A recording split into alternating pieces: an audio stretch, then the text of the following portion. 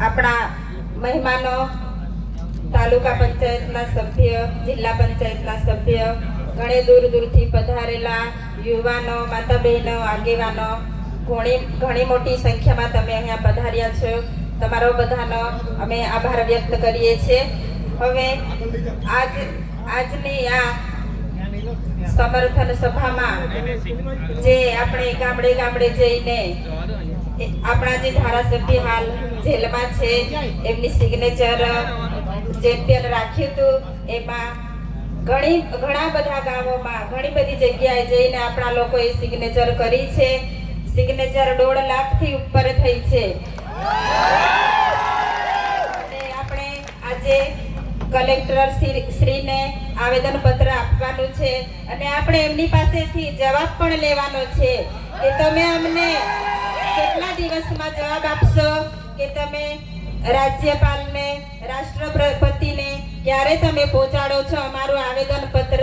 એનો જવાબ પણ આપણે આજે જ લેવાનો છે. આપણે બધાએ ત્યાં કલેક્ટર ઓફિસે જવાનું છે આવેદન પત્ર આપવા માટે. હવે ખાસ તો હું જ્યારે મારે એકલા હાથે લડવાનું થાય છે ત્યારે તમે બધા તમારું કામ છોડીને હર હંમેશા મારી સાથે આવીને ઊભા રહો છો. એટલે હું તમારો બધાનો સાથ સહકાર ભૂલી નથી જતી. હું યાદ રાખું છું, કેમ કે આગળ પણ આપણે એક પ્રોગ્રામ કર્યો ડેડિયાપાડા. ત્યાં પણ ઘણી મોટી સંખ્યામાં લોકો બધા પધાર્યા હતા. ઘણી દૂરથી લોકો આવ્યા, સમર્થન આપ્યું કે તમે એકલા નથી, અમે બધા તમારી સાથે છો એવું તમે મને કહ્યું. એટલે આજે હું તમારી સામે એકલી નથી, તમે બધા મારી સાથે છો. હવે આપણે જોઈએ છીએ કે ઘરનો મોભ કહેવાય, તેવી જ રીતે આપણા ધારાસભ્ય આપણો એક મોભ છે કે મોભ આજે જેલમાં છે. મોભ વગર કેટલી તકલીફ પડે છે તે આપણે બધા જાણીએ છીએ. એટલે આપણી લડત અહીંયા પૂરી નથી થતી. જ્યાં સુધી ન્યાય નથી મળતો ત્યાં સુધી આપણે આપણી લડત ચાલુ રાખવાની છે. આપણે હિંમત નથી હારવાની. તમારી બધાની આ તાકાત છે કે તમે ન્યાય અપાવી શકો છો. જનતાની અદાલતમાં કોઈનું નથી ચાલતું, જનતાનું ચાલે છે, તે આપણે બધાએ જોયું છે. એટલે તમારો બધાનો સાથ સહકાર કાયમ મળવો જોઈએ.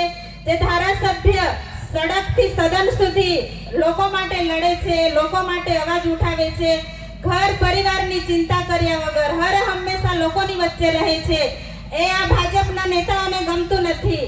એટલે વારે ઘડીએ જેલમાં મોકલે છે, પણ આપણે એનો બદલો લેવા માટે તમે બધા તૈયાર છો ને?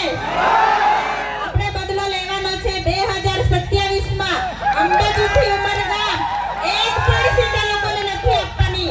બધી સીટ આદિવાસીની આવી જોઈએ.